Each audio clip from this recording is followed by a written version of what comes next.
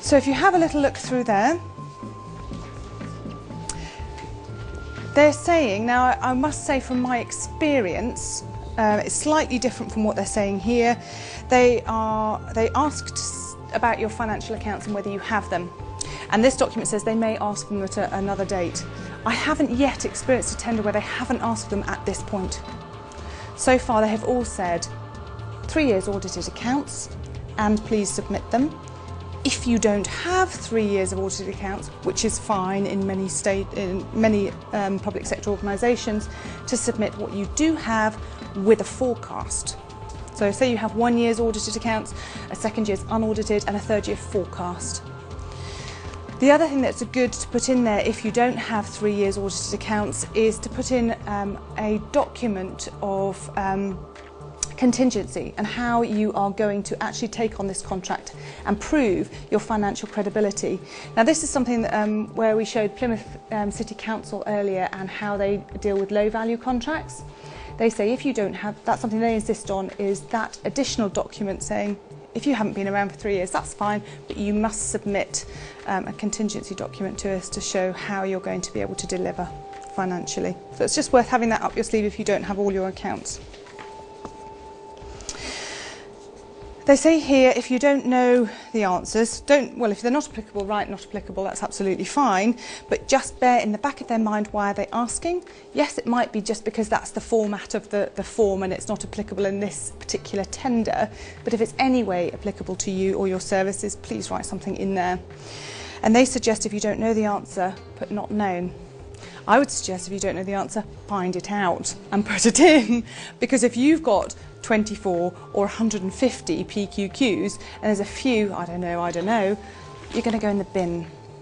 You're not going to go in that. All they want to do is yes, no, yes, no, yes, no. Right, you're in the yes pile. You've got in the right pile. Don't put not known, just put it in. Over the page, you will see there's basic details of your organisation. Don't need to go through that. That's fairly self-explanatory. On page 3, you'll find for financial information, and they ask you here, what was your turnover in the last 2 years? Again, I haven't seen any tender that asks for less than 3. So be prepared for 3. If they ask you for less, well, you're winning. That's fine. But be prepared for 3 as a minimum. Over the page on page 4, that's when they have your audited accounts. Again, you'll need 3 years, not 2. References down the bottom. They will ask for 2 or 3 references. It's usually 3. And they put your name and address. Go the extra mile. Get your references beforehand in full. Yes, put what they want in the form. Put the names, contact numbers, addresses. But approach your referees. Ask them to type it out and sign it. And actually attach that to the back of the document saying, here are our referees, but here are the references. Read them. There you go. They're there. Just saving them some work. You're going the extra mile. You're impressing a bit more than the next PQQ has impressed. You've got nothing to hide. Add some testimonials as well. So you've got 3 full references, half a dozen short testimonials. It's very valuable. You're trying to paint a picture where they can't see your face and they haven't met you. So you're trying to create this person behind the paper. I would do it under the reference section. So you send this out. This will be electronic, so I'd be it wouldn't all be handwritten. So you would be sent this electronically, and then I would type in your answers. Then you add in space, so see also full references attached, and as part of that reference section I would just add the testimonials. The testimonials aren't the references, but they just helped to create that picture of, and the testimonials hopefully will say different things about your business from different aspects, angles, so it all helps. Insurance. Your certification will be required and will be asked for. Public liability, indemnity. Make sure it's up to date, make sure it covers enough. Maybe that's a question you'd like to ask from the outset. What coverage are you looking for? Do you need 2 million, do you need 5 million, do you need 15 million pound coverage? Make sure your coverage is what they are looking for, because they won't generally ask for what they're looking for, but you need to make sure that's not something that they're going to chuck you out on. Coverage is not enough. Quality assurance. Quality standards, it's what Carl was talking about this morning. They will ask you Do you have ISO 9001 or equivalent? Do you have 14001 or equivalent? So yes or no. Now with some clients who haven't had that, I have said, no we don't. Again, this is typed, so we add in underneath. No we don't, but we are currently working towards it and it will be in place by the tender start date.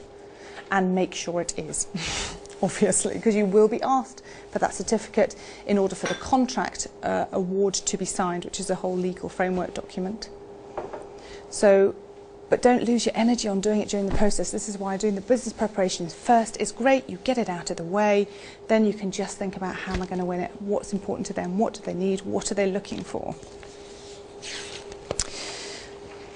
And then you've got all these lovely policies. Your health and safety, there it is. They are going to ask you. Equal opportunities, they're going to ask you. Now in this PQQ they said, do you have it, yes or no, do you have it, yes or no? Probably half the time, 50% of the time, they will say, and please attach it. Now, if you've got a stonking policy that you think is really good, attach it now. Why not? Even if they don't want it, say, yes, we do have it, it's great, and it's attached if you'd like further information. They don't have to read it, but it's there. Rather than somebody else saying, yes, yes, yes, yes, yes, but there's nothing else to show. You're just going the extra mile. And if you go the extra mile at this stage, what does that say about you for actually service delivery at the end of the day? You're going to go the extra mile, you're going to give them a bit more. That's what they want from their suppliers. Towards the end here, you've got the yes or no with regard to have you been ever bankrupt, X, Y and Z. They are simple yeses or no's. Here it says if you say yes, please explain. Many of the tenders say if there's yes, that's a reason to exclude. So again, if you're in that remit, it's good to ask right at the expression of interest, this is the story, will that exclude me? If it will in that particular tender, you've saved a lot of energy. Sometimes they say, no, actually, that's okay. So that's fine. Requirement-specific questions. So they will have specific questions about your technical capability and your delivery there. Again, be as full as you can in your answers and think about the person you are writing to here. Imagine a person behind this paper, really, and sell them your emotional energy as well as what your business does. And lastly, here at the end, once you've done all this and you've completed your PQQ with all your policies attached and your financial information, write them a covering letter to put in with it. Don't just send that as it is. A nice covering letter introducing you in the company, thanking them for the opportunity. If you've got a team of directors or people there from different departments that you think will be important in this contract delivery, introduce them, put 5 little photos. Say, hello, this is me, and this is me, and this is so-and-so, and this is so-and-so. I'd be delighted to meet you, we're looking forward to this process, it would be great to serve your company.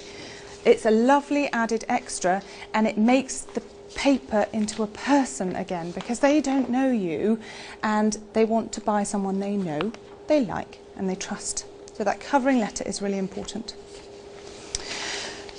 So I'm very aware that that's been a bit of a whiz through, but that is the very first stage. And don't be fooled into thinking it is just a paperwork exercise. Yes, it is a paperwork exercise, but it is not just a paperwork exercise, and all you want at this stage is to go in the yes pile, not the no pile.